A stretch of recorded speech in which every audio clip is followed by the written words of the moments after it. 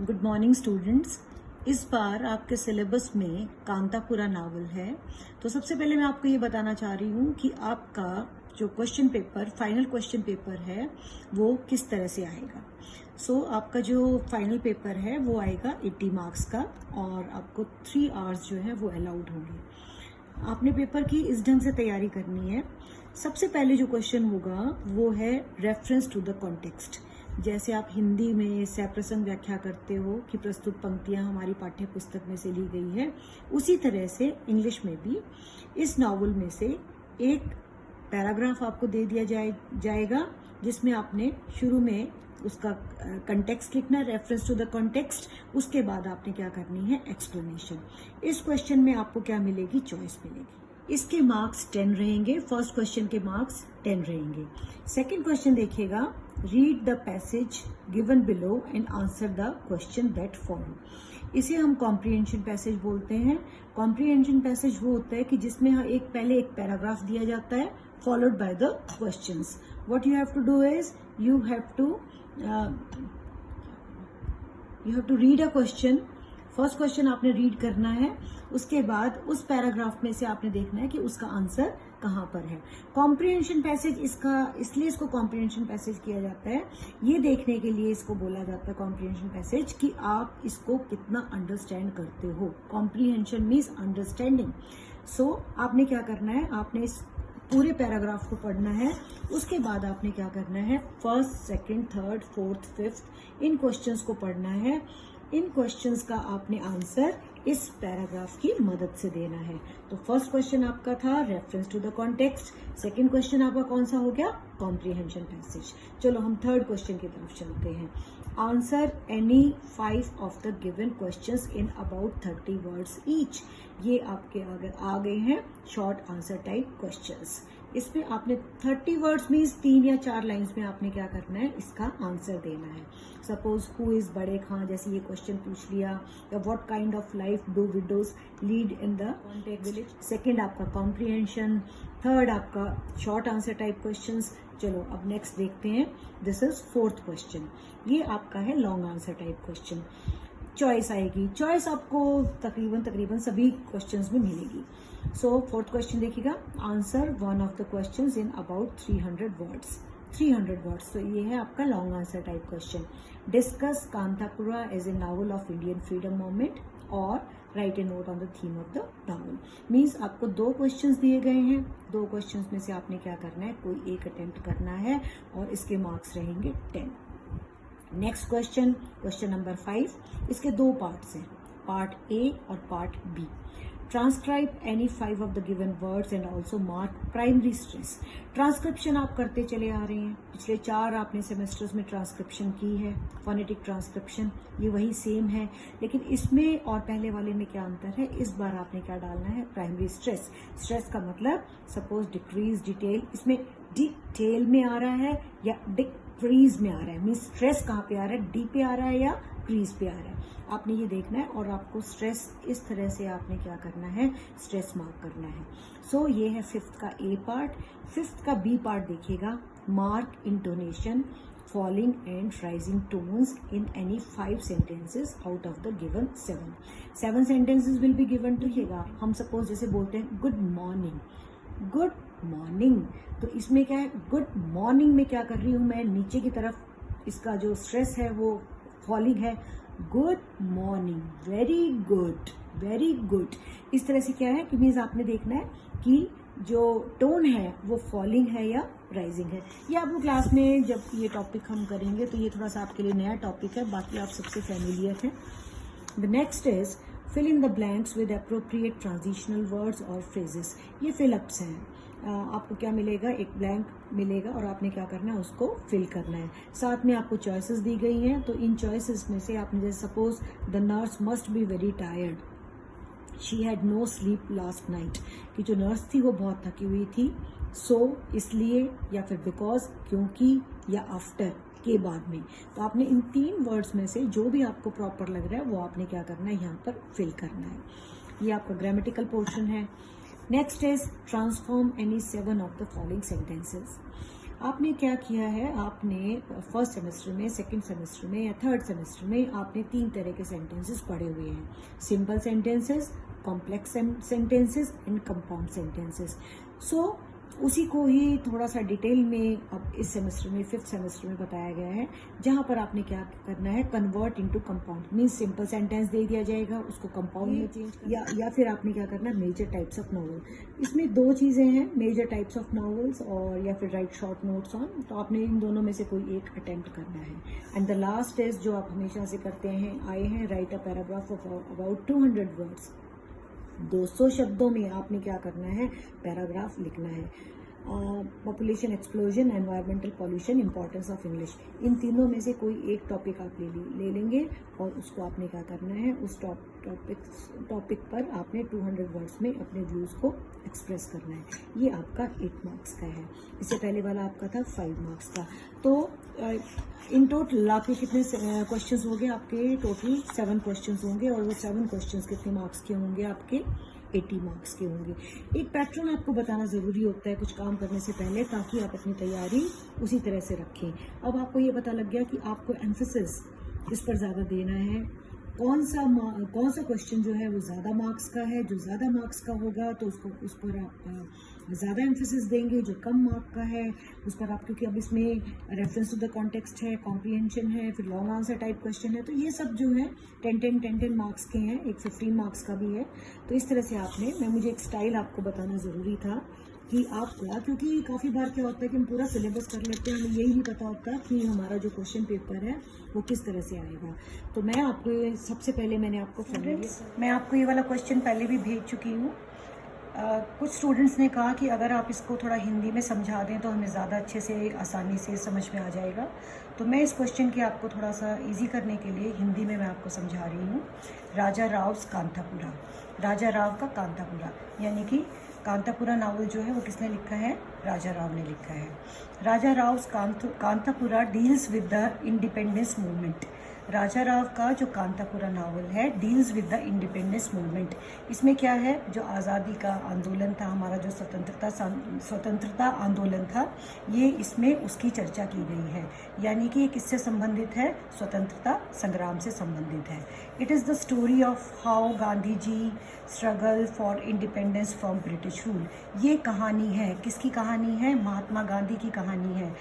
महात्मा गांधी की क्या कहानी, कि किस प्रकार से उन्होंने संघर्ष किया था, किस चीज़ के लिए संघर्ष किया था, इंडिपेंडेंस के लिए संघर्ष किया था।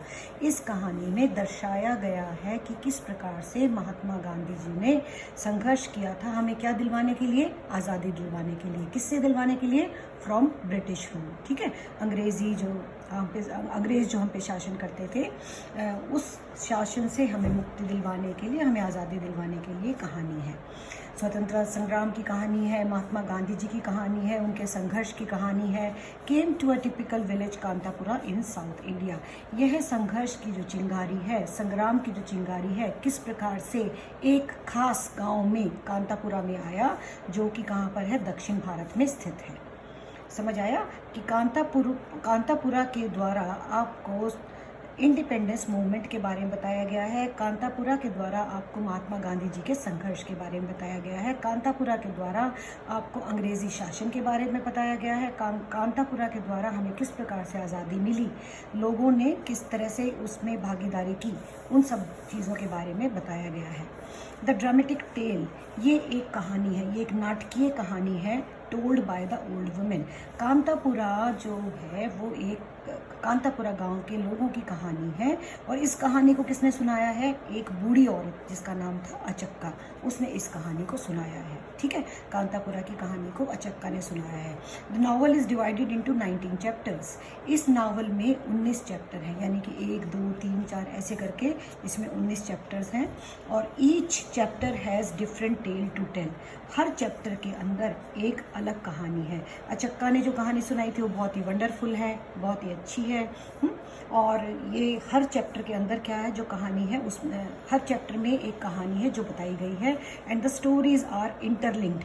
एक कहानी, इंटरलिंक्ड का मतलब एक दूसरे से जुड़ी हुई है, यानी कि पहले चैप्टर की कहानी दूसरे से जुड़ी हुई है, दूसरे चैप्टर की कहानी तीसरे से जुड़ी हुई है। तो कांतापुरा में क्या है, कहानियाँ हैं। कौन सुनाएगी, अचक्का सुनाएगी। इन कांतापुरा देयर इज़ अ ब्राह्मण स्ट्रीट। कांतापुरा में अलग अलग मोहल्ले हैं, अलग अलग गलियां हैं, अलग अलग इलाके हैं। तो कांतापुरा में एक ब्राह्मण स्ट्रीट है, अ पॉटर्स क्वार्टर, एक पॉटर का क्वार्टर है, पॉटर कुम्हार उनका एक इलाका है, उनका एक क्षेत्र है। वीवर जो बुनकर होते हैं उनका क्वार्टर है, शूद्र क्वार्टर है, एंड अ परिहा क्वार्टर। मीन्स इनके सबकी अलग अलग जगह है, सभी एक ही जगह नहीं रहते, सब क्या करते हैं, अलग अलग जगह पर रहते हैं। Which gives a glimpse, glimpse का मतलब होता है झलक, जो कि एक झलक देती है ऑफ टिपिकल इंडियन विलेज। ठीक है, भारतीय गांव की एक झलक देती है, खास झलक देती है। कैसे, जैसे गांव में क्या नहीं होता, सब एक जगह नहीं रहते, सब अलग अलग जगह रहते हैं, उसी तरह से यहाँ पर इंडियन विलेज की एक झलक आपको मिलती है कांतापुरा में। Just beyond the village lies the Skeffington coffee estate. Just beyond the village, village के बिल्कुल पीछे, ठीक है, विलेज के साथ ही क्या है, स्कैफिंगटन कॉफी स्टेट। स्कैफिंगटन नाम भी आपको ऐसा लग रहा है अंग्रेज जैसा सा, ठीक है, कॉफ़ी स्टेट। तो इनका एक कॉफ़ी का बागान है, उसका नाम है Skeffington coffee estate. The symbol of the impact of industrialization on the traditional community life of Kanthapura. The symbol, इस स्टेट का होना ये एक प्रतीक है, द इम्पैक्ट ऑफ इंडस्ट्रियलाइजेशन, कि किस तरह से वहाँ पर फैक्ट्रीज आ गई थी, उद्योग आ गए थे। क्योंकि देखिएगा, एक छोटी सी ईस्ट इंडिया कंपनी से इन्होंने शुरू किया था और किस प्रकार से इनका विस्तार हो गया था। तो ये एक प्रतीक है कि किस प्रकार से इंडस्ट्रीज जो थी वो आ गई थी on the traditional community life of Kanthapura, Kanthapura की पारंपरिक कम्युनिटी लाइफ में। मीन्स किस प्रकार से कांतापुरा के साथ क्या आ गई थी, एक इंडस्ट्री आ गई थी, यानी कि स्कैफिंगटन कॉफी स्टेट के रूप में। Kanthapura is the house hold of characters. बहुत सारे करेक्टर्स आपको मिलेंगे किसमें, कांतापुरा में। राजा राव मेंशंस, वो सबका वर्णन करते हैं, all the characters in the systematic manner. एक सिस्टमेटिक मैनर में, एक क्रम में वो क्या करते हैं, राजा राव हर करेक्टर के बारे में बताते हैं। Women also play exceptional role in the novel. देखिएगा, महिला सशक्तिकरण की अगर हम आज बात करें तो उस ज़माने में भी जब हम अंग्रेज़ हम पर शासन किया करते थे, तब भी महिला सशक्तिकरण का एक मिसाल यहाँ पर आपको देखने को मिलेगी कि महिलाएं जो थी, means all the characters in women also play exceptional role, कि औरतें जो थी उनकी भी एक अहम भूमिका थी किसमें, नॉवल में। रंगम्मा एंड रत्ना, ये दो लेडीज़ थी, नाम याद रख लेना, Rangamma and Ratna, two women leader थी ये, जो नारी शक्ति का एक प्रतीक थी। ये वर एजुकेटेड विडो, ये दोनों ही पढ़ी लिखी थी। आज के दिन आप एजुकेशन के बारे में सोच सकते हो, लेकिन इतना पहले 1945 से पहले अगर आप एजुकेशन का देखें तो रंगम्मा और रत्ना दो लेडी थी जो कि पढ़ी लिखी थी, बट विडो थी। Rangamma acts as a source of information. Rangamma जो थी सोर्स ऑफ इंफॉर्मेशन की सूचना का स्रोत थी, मतलब रंगम्मा से सारी की सारी सूचनाएं मिलती थी औरों को। नॉलेज, ज्ञान का भंडार थी, and inspiration to the village women, और एक ये इंस्पिरेशन थी, यानी कि इससे प्रेरणा लेते थे लोग दूसरी, खास करके कौन, महिलाएं। रंगम्मा पढ़ी लिखी थी, महिलाओं के इसके रंगम्मा के पास सूचना हुआ करती थी, इसके पास ज्ञान था, और ये सब चीज़ें दूसरी जो औरतें थी उनके साथ बांटती थी। ऑन द अदर हैंड, और दूसरी तरफ देखिएगा, a young window, young 15 years, मैंने आपको करेक्टर में समझाया था। Ratna who lived on her own terms, अपनी ही मन मर्जी के हिसाब से ये रहा करती थी। डिफाइड द सोशल कस्टम्स, और ये जितनी भी सामाजिक परंपराएं हैं, रीति रिवाज हैं, उसको मना करती थी कि मैं ऐसा नहीं करूँगी, यानी कि अपनी ही मर्जी मुताबिक ये रहा करती थी। राजा राव प्रेजेंट्स, राजा राव जो है वो प्रेजेंट करते हैं sensitive and realistic portrayal of emergence of modern women. देखिएगा, ये बताते हैं कि किस प्रकार से उस वक्त भी स्त्रियां जो थी, राजा राव ने इन दो कैरेक्टर्स के द्वारा समझाया, रंगम्मा और रत्ना के द्वारा आपको समझाया किस प्रकार से उस वक्त भी मॉडर्न वुमेन, कि किस प्रकार से कि जो उस वक्त भी आधुनिक स्त्रियां या महिला हुआ करती थी। Kanthapura is the story of Murthy, Kanthapura कहानी है किसकी? मूर्ति की। देखो मैंने 2-3 चीज़ें बताई है। पहली बताई मैंने कांतापुरा कहानी स्वतंत्रता आंदोलन की, कांतापुरा कहानी है गांधी जी के प्रिंसिपल्स की, ठीक है। कांतापुरा कहानी है अलग अलग कैरेक्टर्स की, विमेन कैरेक्टर्स की। अब मैं बता रही हूँ कि कांतापुरा में अगली इंपॉर्टेंट चीज़ क्या है? Murthy. Stormy and idealistic and is fight against conservative forces. देखिएगा ये जितनी भी शक्तियाँ थीं, जो सब उस वक्त गांधी जी के जो विचारधारा थी, उन सबको क्या करता था? एक आदर्श व्यक्ति के रूप में उसको आगे बढ़ा रहा था। और ये फाइट करता था, किनसे फाइट करता था? रूढ़िवादिता जो थी उनसे क्या करता था? एक तरह से फाइट करता था, क्योंकि Murthy is an eminent follower of Gandhi ji and his ideals. Murthy जो था वो एक दृढ़ फॉलोवर था गांधी जी और उनके आदर्शों का। Mahatma Gandhi plays a significant role in the novel. बार बार बोल रही हूँ मैं, महात्मा गांधी का एक खास रोल था किसमें? इस नावल में। He does not appear as a person. कहीं पर भी किसी भी जगह महात्मा गांधी खुद नहीं आए, खुद प्रकट नहीं हुए, आए नहीं वहाँ पर। And refer to as a missing in action. इनको क्या बोला जाता है? Absent hero. एब्सेंट हीरो का मतलब जब आदमी खुद प्रस्तुत ना हो, खुद हो ना, और उसकी बातें की जाए, दैट इज एब्सेंट हीरो। फिर भी उनकी गांधी जी वहाँ पर कांतापुरा में कभी नहीं आए, लेकिन उनके विचार, उनके जो आइडियल्स थे और गांधी जी के जो व्यूज़ थे, ट्रुथ, नॉन वायलेंस, उन सब का जिक्र गांव में होता था और उसको सब आगे बढ़ा रहे थे।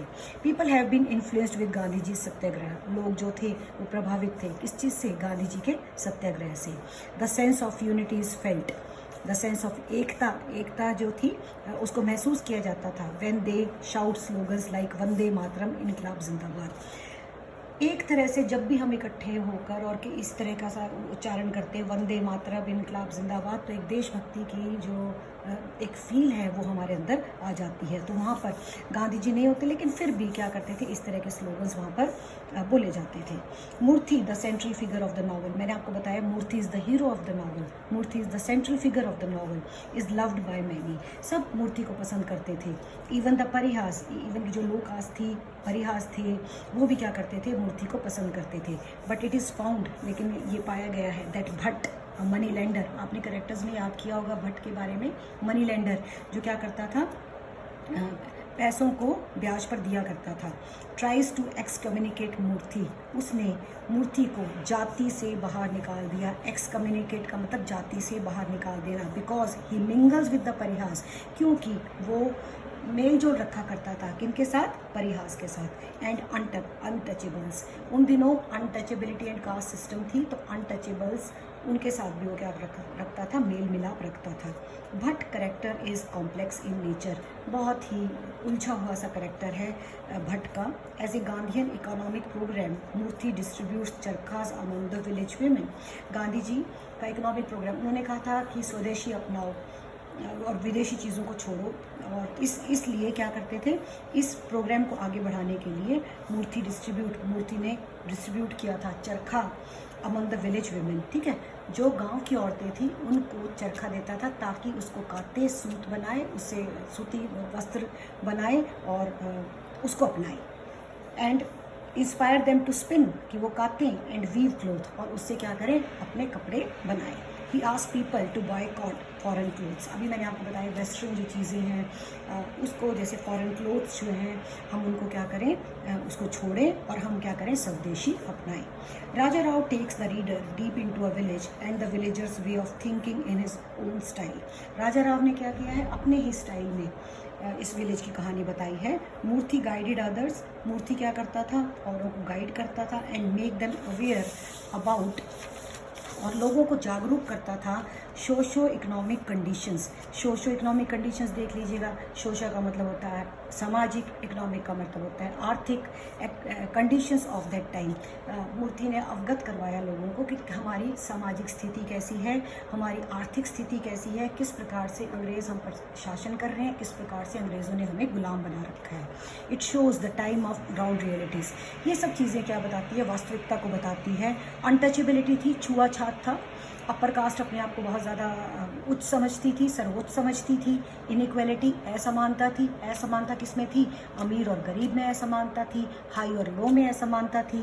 कास्ट सिस्टम था। कास्ट सिस्टम का मतलब वही है कि हमारी जो सामाजिक ढांचा है वो चार उसमें बटा हुआ था।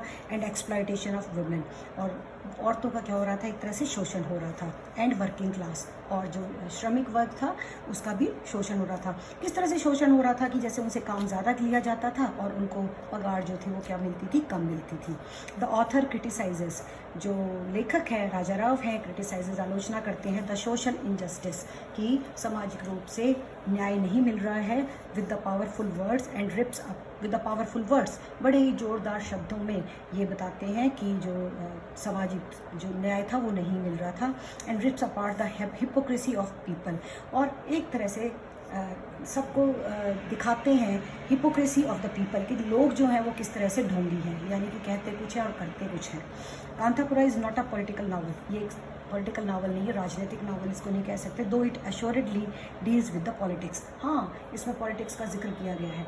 पॉलिटिक्स का जिक्र क्या किया गया है कि आज़ादी से पूर्व भारत कैसा था, एक गांव के माध्यम से बताया गया है कि लोग जो थे वहाँ का उनका रहन सहन कैसा था, उनकी जीवन शैली कैसी थी, और किस प्रकार से उन्होंने स्वतंत्रता संग्राम में आहुति दी थी। It also seems that Rao uses English, Rao ने जो यूज़ की है English to try to communicate an Indian vernacular mode of story telling. Vernacular कि मीन्स एक देसी भाषा, मीन्स जो हम इंडियंस को बहुत अच्छे से समझ में आ जाए, इस तरह के भाषा का उसमें प्रयोग किया है। स्टोरी टेलिंग का मतलब आपको कहानी सुनाते हुए। कांतापुरा की कहानी में भट्ट है, पटेल है, मूर्ति है, ये करेक्टर्स हैं, इन सब के बारे में। And it is said in terms of simple language like you understand aunt, और देखो इस तरह की सी साधारण भाषा का प्रयोग किया गया है। यू अंडरस्टैंड आंट, कि आंटी तुम समझी, सिस्टर, ऐसे ऐसे शब्दों का उसमें क्या किया गया है, प्रयोग किया गया है। आई होप कि मैंने आपको जिस ढंग से कांतापुरा समझाया है आपको समझ में भी आ गया होगा।